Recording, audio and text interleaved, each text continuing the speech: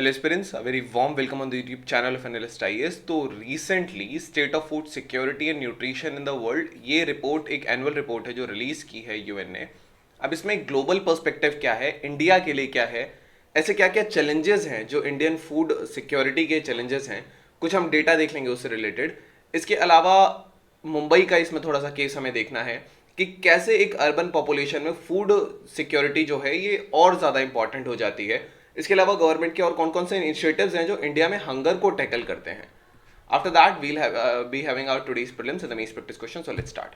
Y news UN agencies ने अभी publish किया है state of food security and nutrition 2023। जो थीम है इस साल का that is urbanization, agri food systems transformation and healthy diets across the rural urban continuum. Now इसके बारे में अगर हम जानेंगे तो ये एनुअल रिपोर्ट है और इसको रिलीज करने के लिए फूड एंड एग्रीकल्चर ऑर्गेनाइजेशन जो यूएन का है, then international fund for agriculture development, United Nations children fund, world food programme and world health organisation ये जॉइंटली इसको प्रिपेयर करते हैं। इसका जो एम है, ये जो हंगर है उसको एंड करने के प्रति क्या प्रोग्रेस रही है फूड सिक्योरिटी अचीव करने के लिए, मोरओवर जो फिलहाल न्यूट्रिशन है इसको इंप्रूव करने के लिए और एक इन डेप्थ एनालिसिस देने के लिए उन चैलेंजेस का जो कि एक ग्लोबल फूड सिक्योरिटी को अचीव करने में आते हैं। इसके अलावा and moreover in the context of the sustainable development goals. So this is the aim of this. Now ये जो रिपोर्ट है ये बहुत वाइड ऑडियंस को टारगेट करती है, जिसमें पॉलिसी मेकर्स है, international organisations, academic institution, general public भी होती है। Okay wait okay so this is the case. जो 2023 का एडिशन है स्टेट ऑफ फूड सिक्योरिटी का, ये basically it presents update on the food security nutritional situation जो वर्ल्ड के अराउंड में है। तो ये कुछ चीजें हैं। अब चैलेंजेस क्या हैं? तो सबसे पहला चैलेंजेस है poor infrastructure. So poor infrastructure में आपके रोड्स एंड ऑल आ जाएगा, तो इससे वैल्यू का लॉस हो जाता है, loss of value you can say, products की वैल्यू घट जाती है इससे जब ज्यादा टाइम लग जाता है। Then there is another problem that is the fragmented land holdings।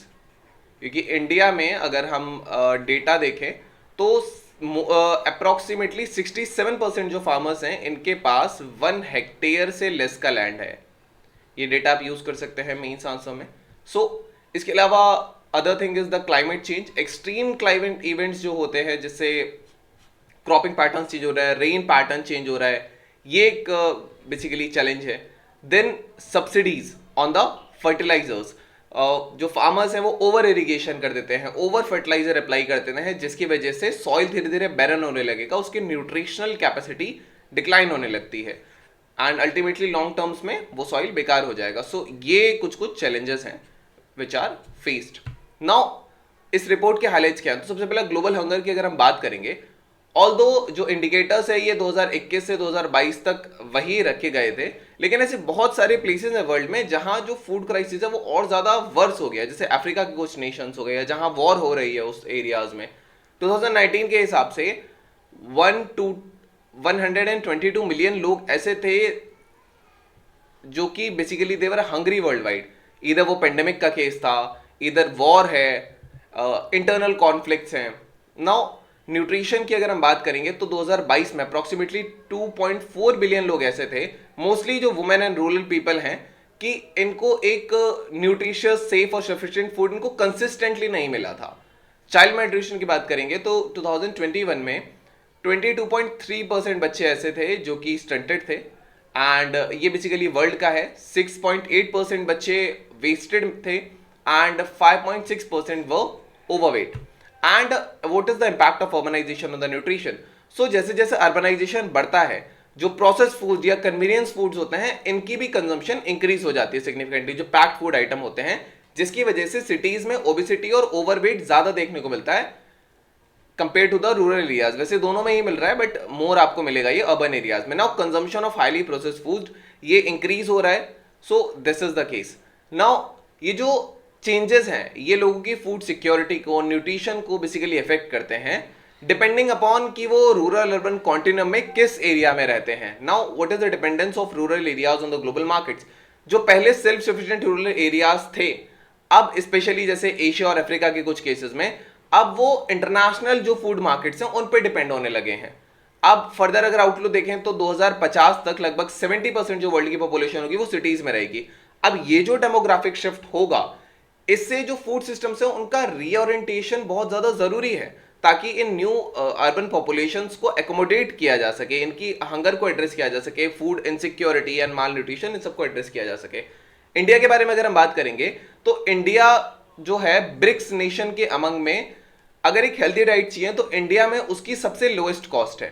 लेकिन फिर भी हम आगे देखेंगे कि इतना भी लोग नहीं कर पा रहे हैं। 2021 में एक हेल्दी डाइट जो इंडिया में थी वो लगभग 3.066 परचेसिंग पावर पैरिटी थी, जो कि बहुत सीमिंगली अफोर्डेबल लगती है अगर ऊपर से आप देखोगे तो।